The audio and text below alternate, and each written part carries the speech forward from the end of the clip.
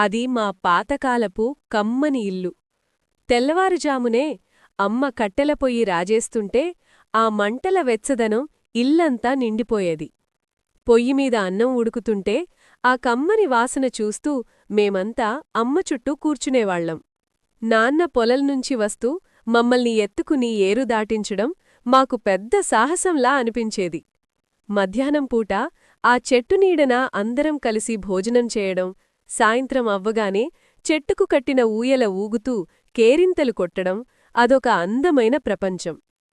పొలం నుండి ఇంటికి ఎడ్లబండిమీద మేమంతా మొత్తం తిరిగి రావడం, పండుగకో ఏదైనా వేడుకకో పొయ్యిమీద పెద్ద కళాయిలో భజ్జీలు లేదా పకోడీలు వేయడం, తండ్రి కొడుకు పెరట్లో సొంతంగా పండించిన కూరగాయలు కోస్తుండడం, వర్షం పడుతుంటే కుటుంబమంతా వసారాలో కూర్చుని మాట్లాడుకోవడం, రాత్రి కాగానే లాంతరు వెలుగులో నాన్న చెప్పే చందమామ కథలు వింటూ అమ్మ ఒడిలో నిద్రపోవడం ఆ రోజులే వేరు.